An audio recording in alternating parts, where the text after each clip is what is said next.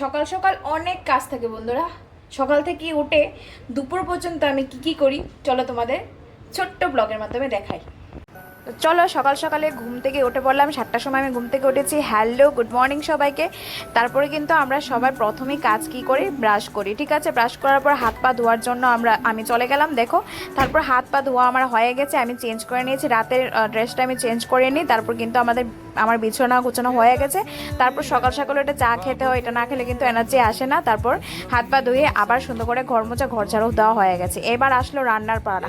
রান্না করতে কিন্তু শুধু রান্না করলে হয় না, কেটে বেটে করতে হয়। তারপর কিন্তু আমি হাজব্যান্ডকে খাবার দিয়ে দিয়েছি, ওর অফিসের টাইম হয়ে যায়, 10:30টার মধ্যেই ও চলে যায়। তারপর দেখো কত সুন্দর করে বরমশাইকে সাজিয়ে সেজিয়ে খাওয়াচ্ছি, মানে প্রতি সেবা তো আগেই করতে হয়, তাই না? তারপর বরের টিফিন বক্স আমার সাজাতে হয়, টিফিন বক্সটা রেডি করে দিতে হয়, জল দিতে হয়, ছাতি দিতে হয়, সুন্দর করে রেডি করে দিলাম। তারপর দেখো বরমশাইকে টাটা জানাচ্ছি, ও 10:30টার মধ্যেই চলে যায়।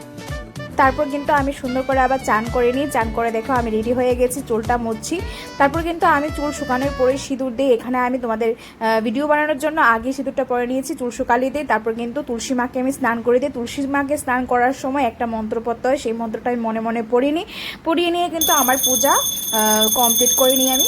মাঝে মধ্যে আমার বড় পুজো দিয়ে দেয়। এই দেখো, তারপর হলো কাপড় ধোয়ার পালা। তো কাপড় ধোয়া আমার হয়ে গেছে, কাপড়গুলোকে আমি শুকাতে ছাদে নিয়ে যাচ্ছি। দুপুর কিন্তু অনেকটাই রোদ হয়, মানে সূর্য মামার তাপটা বেড়ে যায়। তো এই দেখো, প্রচণ্ড গরমের মধ্যে কাপড় শুকাতে দিতে হয়, কাজ তো করতেই হবে, কাজ ছাড়া তো উপায় নেই। তারপর দেখো এই 11:30 12টার সময় আমি একটু ফ্রি হই। তারপর দেখো ফ্যানটা চালিয়েছি, প্রচুর গরম। আর এখানে দেখো আমি পুজো দিয়েছি, পুজোর প্রসাদ আমি একটু খেয়ে নিই। সারাদিনের মধ্যে তারপরে কিন্তু আমি এই প্রসাদটাই খাই। প্রসাদ খাওয়ার পর কিন্তু আমি দুপুর 1টা বা 2টোর মধ্যে আমি দুপুরে খাবারটা খেয়ে নিই। তো অনেক কাজ থাকে, সকালবেলা উঠে অনেক অনেক কাজ থাকে। তারপরে কিন্তু আমরা ফেসবুকও করি। তো ফেসবুকের কাজ তো কখনোই শেষ হয় না, ঘরের কাজও কোনোদিন শেষ হয় না। Tata, thank you so much আমার ছোট ব্লগটা দেখার জন্য। ভালো থেকো, সুস্থ থেকো সবাই।